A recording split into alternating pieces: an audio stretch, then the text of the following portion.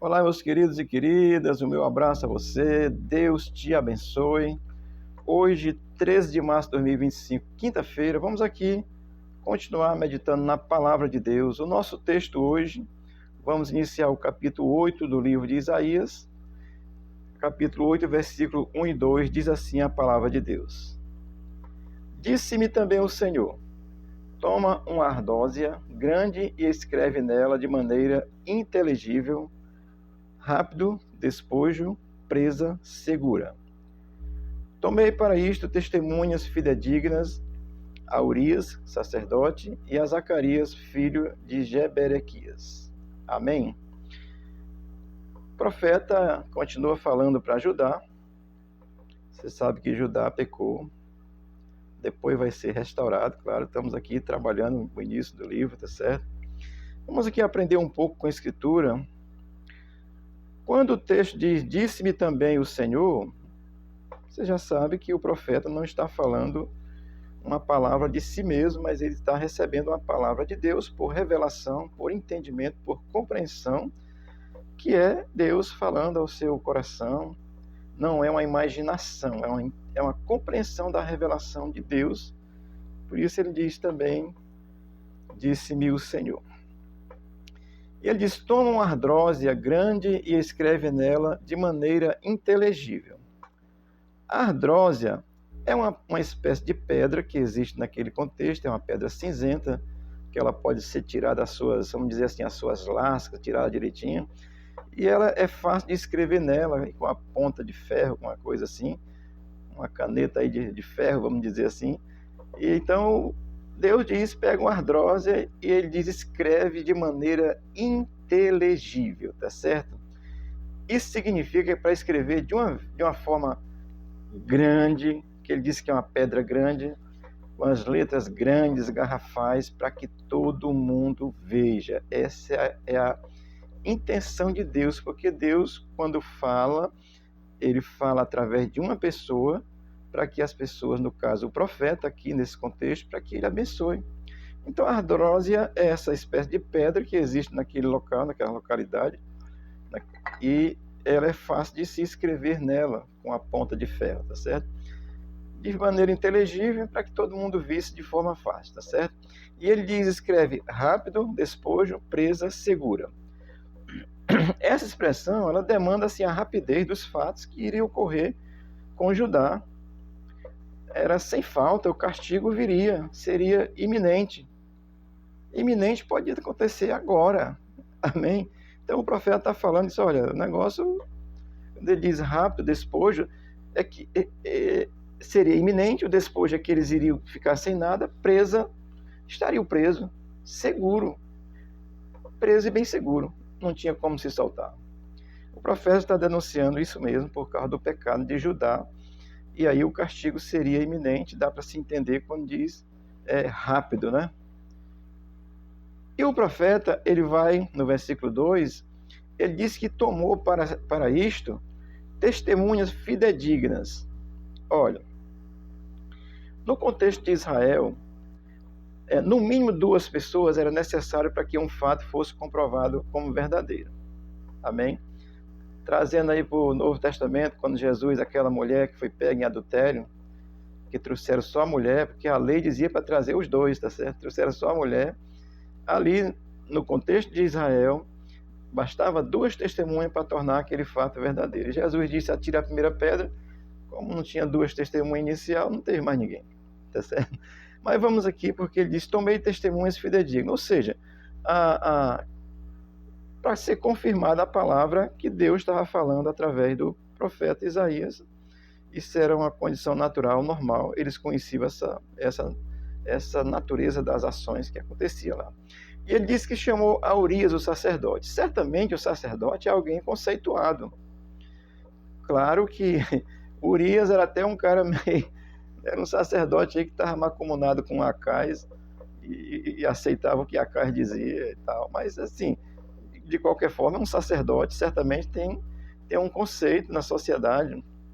Mas deixa eu te dizer assim bem claramente, porque existiu, existe e existirá sacerdotes corruptos, mentirosos, que não vão pregar a verdade de Deus. Mas era um sacerdote, de qualquer forma, tinha um certo conceito.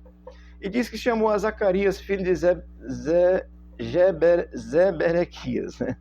Quase que não sai, glória a Deus. Zacarias, não dá para saber se é o profeta Zacarias ou se é um outro Zacarias. Mas, de qualquer forma, não é o profeta, porque o profeta é filho de Baraquias, né? Mas, assim, certamente era um homem conceituado naquele contexto. Quando cita o pai, é porque aquela família era uma família conceituada, tá certo?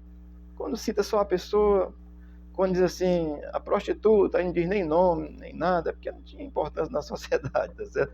Quando cita o nome do pai, é porque tinha uma certa importância, uma certa honra em Judá, certamente naquele contexto, tá certo?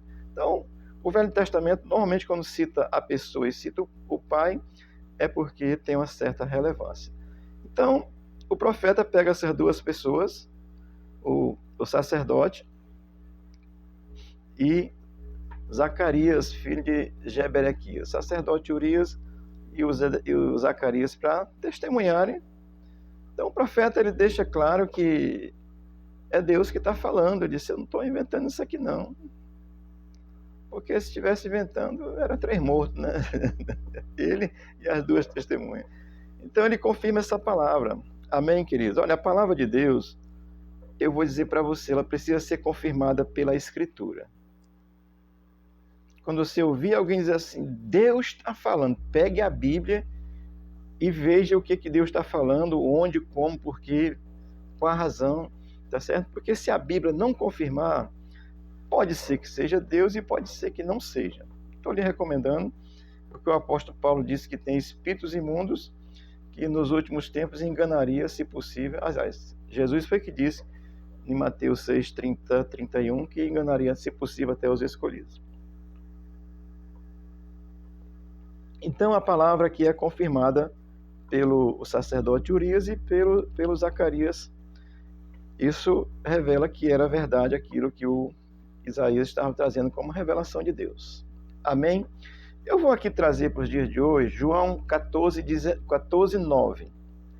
Jesus disse assim para Filipe, disse-lhe Jesus, Filipe, há tanto tempo estou convosco e não me tens conhecido? Quem me vê a mim, vê o Pai. Como diz tu, mostra-nos o Pai. Está lembrado do contexto do Velho Testamento? Quando cita o filho, cita o nome do pai, porque é uma pessoa honrada. E Jesus está dizendo aqui, tu está me vendo, Filipe? Tu também está vendo o Pai. Entender isso, essa honra graciosa, porque Jesus tem, porque ele é rei. Rei dos reis. Rei sobre todos os reis. Amém? Então, aqui eu estou trazendo para que a gente possa entender, a palavra, ela é para os dias de hoje, e nós precisamos, assim, nos voltar para Deus, através da pessoa de Cristo. Naquele contexto, o que Judá precisava fazer através do Acais, que era o rei, que era o líder, e através do próprio Urias, que era o sacerdote, tá certo? Então, é o que nós precisamos fazer hoje, nos voltar para Jesus Cristo. Mas olha, eu digo sem medo de errar, porque tenho compreensão da Escritura e tenho compreensão clara de muitas coisas que estão acontecendo no contexto mundial na pós-modernidade, tá certo? Tem muito Jesus aí que está sendo anunciado, mas não é o Jesus Cristo de Nazaré, o que morreu na cruz. É um Jesus falsificado e criado por homens. Inclusive tem um que é falsificado, o pintor agora me esqueci, né? Olhos azuis, cabelos grandes, branco, louro. Jesus era judeu, e o judeu tem uma cor de barro, tá certo?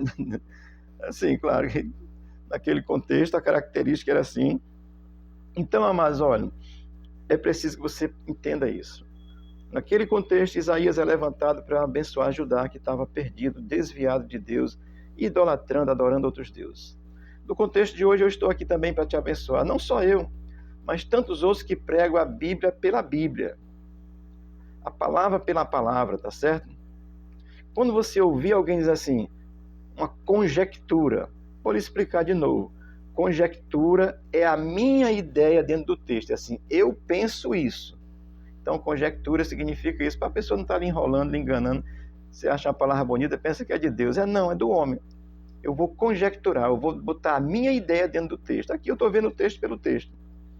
Amém? Portanto, existe muitos Cristo falso aí, tá certo? Pregado falsamente.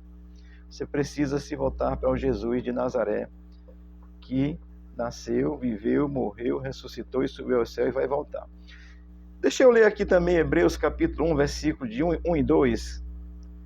O autor de Hebreus vai dizer assim: havendo Deus antigamente falado muitas vezes e de muitas maneiras aos pais pelos profetas, a nós falou-nos nestes últimos dias pelo Filho. Amém? Falou através dos profetas no Antigo Testamento.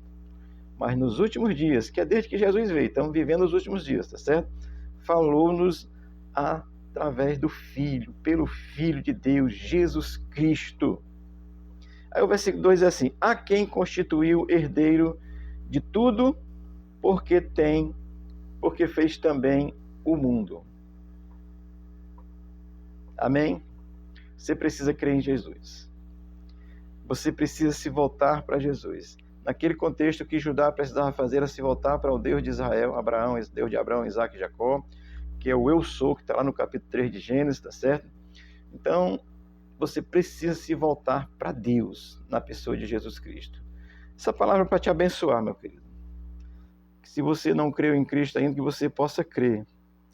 Peça ao Espírito de Deus para lhe abençoar, para você entender a verdade da Bíblia.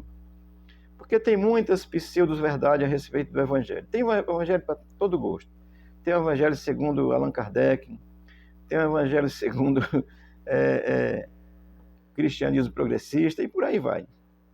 Portanto, aqui é o Jesus de Nazaré, que teve misericórdia do André.